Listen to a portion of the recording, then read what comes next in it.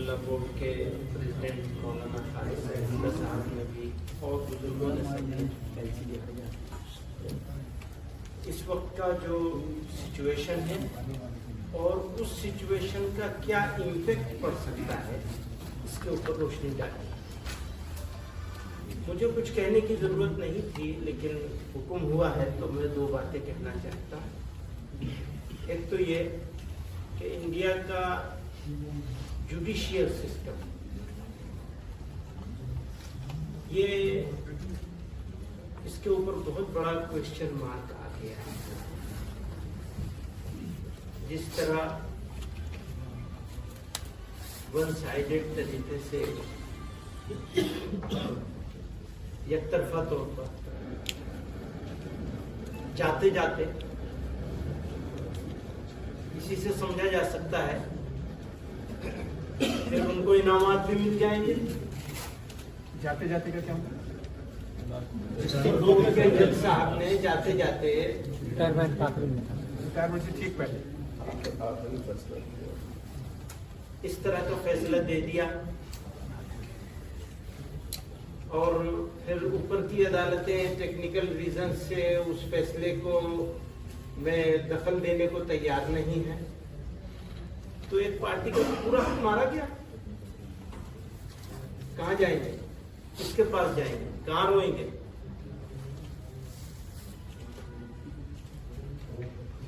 तो आप लोगों को इसीलिए बुलाया है, तकलीफ दी है। और जब मुल्क में हाँ बताइए, प्रेस क्लब वाले कहते हैं कि नहीं इस सब्जेक्ट के ऊपर आप बात नहीं कर सकते, तो कौन से सब्जेक्ट पे हम बात करेंगे? वो सब्जेक्ट क्या होगा जिसके ऊपर हम बात कर सकते हैं और वो सब्जेक्ट क्या होगा जिस पर बात नहीं कर सकते हैं? इसका फैसला भी सब्जेक्ट के ऊपर होगा। अगर हमारे साथ कुछ मामला हुआ है तो हम तो प्रेस क्लब के पास ही जाएंगे ना, किसके पास जाएंगे? वहां भी नहीं जा सकते।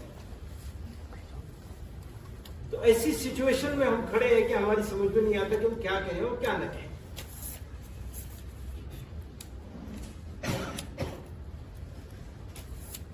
तो जैसा कि और सब लोगों ने कही वो बात, मैं उसको सबको दोहराना नहीं चाहता हूं, लेकिन उन सारी बातों के साथ इत्तेफाक करते हुए ये कहना चाहता हूं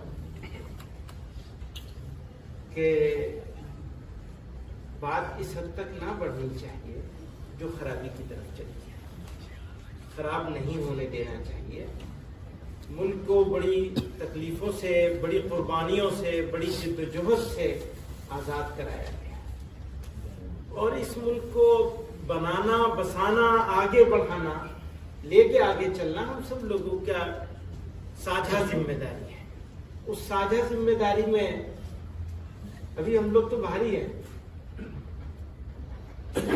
बल्कि अगर ये कहा जाए तो बिल्कुल गलत नहीं होगा कि दुश्मन है, दुश्मनों जैसा सलूक किया जा रहा है। डिमोनाइज कर दिया, बदनाम कर दिया, रुसवा कर दिया, मुंह दिखाने के काबिल नहीं है, ऐसा कर दिया, बना दिया है। उसमें आप लोगों का भी कुछ ना कुछ हाथ है, सारा ना सही। तो शिकायत तो आपसे भी होगी। तो इंसाफ और इंसाफ के तकाजे, इसको बाकी रखना सबकी जिम्मेदारी है।